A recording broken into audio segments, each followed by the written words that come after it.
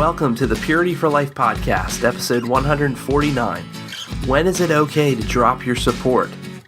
For more information on this podcast and other great content, visit purityforlife.me.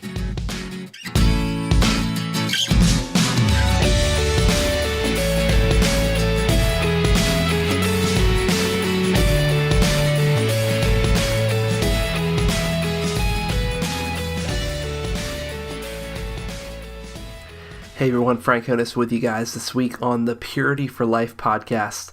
Thanks so much for watching and listening.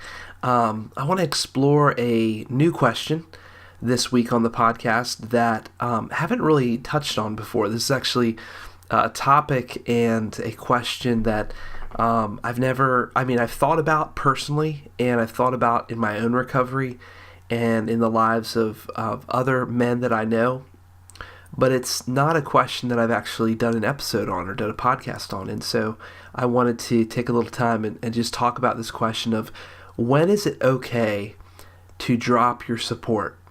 And before I jump into this question, I want to give all credit for this week's podcast for the major content and the majority of this week's podcast to my friend, my brother Jeff Fisher, who I am going to be sharing his thoughts with you guys and my thoughts, but primarily a recent kind of video that he did on this very topic. And so, the main meat, if you will, of the podcast comes from Jeff Fisher of puritycoaching.com, and he's just been a wealth of knowledge and wisdom for me in my recovery. As I've been walking in sexual purity, Jeff's just really been a huge coach for me. He's just been a great resource for me, and he's been on the podcast many times as well.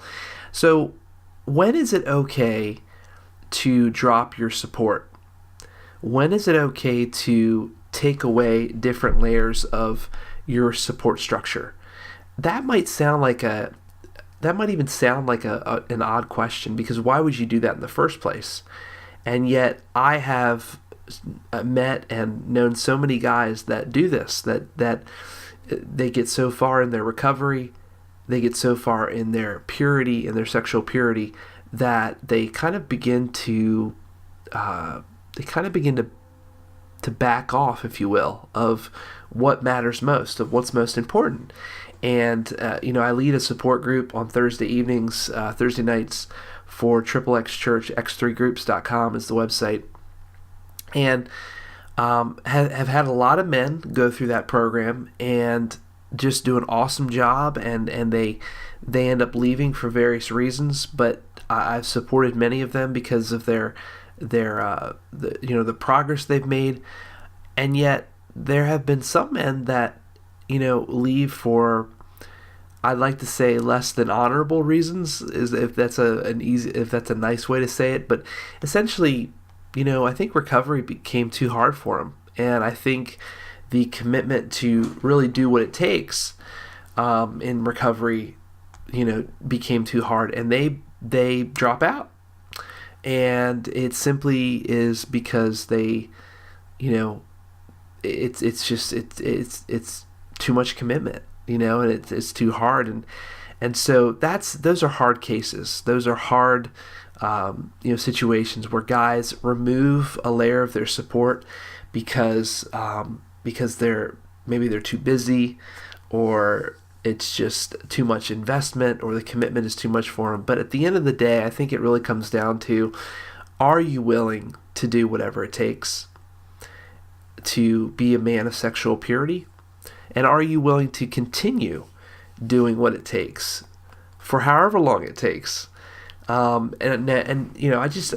me, in my recovery, the first 2 or 3 years were just critical, absolutely critical. To this day, it's critical for me to do certain things and to keep a purity structure and strategy in place in my life. I'm no longer a part of a support group, but I'm leading a support group. So I think that there's a natural path that the Lord has for us, but I think that we can choose to be on if we are putting in the time and the work and the energy. So when is it okay to remove or to stop a certain or remove a certain layer of support, or drop out of change your support structure or support? Well, in different ways, it's going to change throughout your recovery. It's going to change throughout your journey. But my encouragement to you would be to really stick it through and really stay consistent, especially in the first 2 or 3 years of your recovery. And, again, these are so important. These first couple years are so important in your recovery that you can't afford not to be a part of a support group. You can't afford not to have 3 or 4 safe, healthy accountability partners that you're talking with on a weekly basis. You can't afford not to have filtering software and accountability software. You can't afford not to have honest dialogue and conversations. You can't afford to fight the battle alone. And so I want to encourage you with that those are just a few of my thoughts regarding support, that until you are, and it's not just a matter of the amount of days of sobriety you have, but really until your heart has really gone through that change, that transformation in a really, really drastic way, and your action is lining up with your words, and you are experiencing victory, and you are experiencing freedom in your life, can you begin to, I think, alter or change or take away certain layers of support in your life? And ultimately, I feel like it's probably not wise to remove many of those layers to begin with. So I want to kind of hand it off here. This is a recent video that Jeff did on on when is it okay to drop your support, and when is it not, and what's just a few things to be thinking about your support structure and about your recovery journey. So I hope you'll enjoy this video from Jeff. Again, this was shot recently. He took this recently, and I watched it and I grabbed it. I said, man, I got to use that. And Jeff, I apologize ahead of time.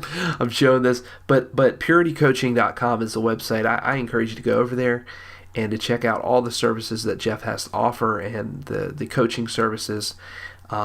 Jeff is just a great guy, and I hope you'll enjoy this and really kind of glean some wisdom from his thoughts about support structure, when it's okay to drop support, when it's not, and just some things to be thinking about.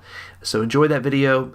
Next week on the Purity for Life podcast, I have a pretty huge announcement to share with you, and so I hope you'll check out next week's podcast as well. So thank you guys so much for watching and listening, and enjoy these thoughts from Jeff Fisher on when is it okay to drop your support.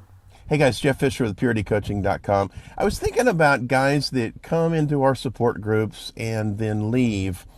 A lot of them don't have very good support and structure and strategy and spiritual life outside of the group, and they really do need to stay. They need to practice having that support, and they don't have very good alternatives outside of group.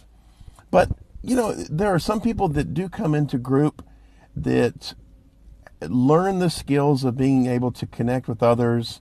They learn how to be truthful and intimate, and they take genuine efforts to build relationships in the group, but also outside of the group. I've had a few of those guys leave and say to me, Jeff, I feel like that I'm good. I feel like that I've got a good base of support. And I've been able to kind of agree with them and give them my blessing. But I just want us to be cautious when we're dropping an element of our support, that let's make sure that we're at least replacing it with something. I would say let's make sure that we've got some better alternatives. So if a counselor's not working for you, that's fine. It's okay to leave a counselor, but go find another counselor.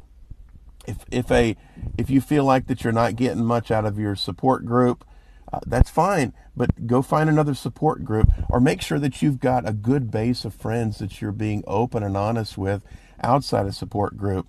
You don't want to leave a great resource or even a good resource for nothing.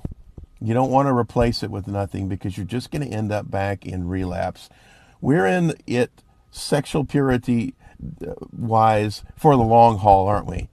We want 2016 to be a year where we establish some principles of purity for the long haul. So my tip today is make sure that your support base is fat. That if that's a pyramid, that needs to be the big base of the food pyramid, okay? That needs to be the big base, a fat support base, so that whether you have group or not, whether you have a counselor or not, whether you move, if you have to move, then you've still got a fat support group of people to fall back on. All right, important tip for the day. Email me at jeff@puritycoaching.com. If you need help, I'm glad to come alongside you. Check out our book, 21 Day Purity Jumpstart. If you need an internet solution for blocking and accountability, go to covenanteyes.com and check out their resources and use the code PURITY at checkout, and you'll get a free month for free. So a lot of stuff there. Our website is puritycoaching.com. A lot of good things happening over there. Guys, have a good day and stay strong and go for purity.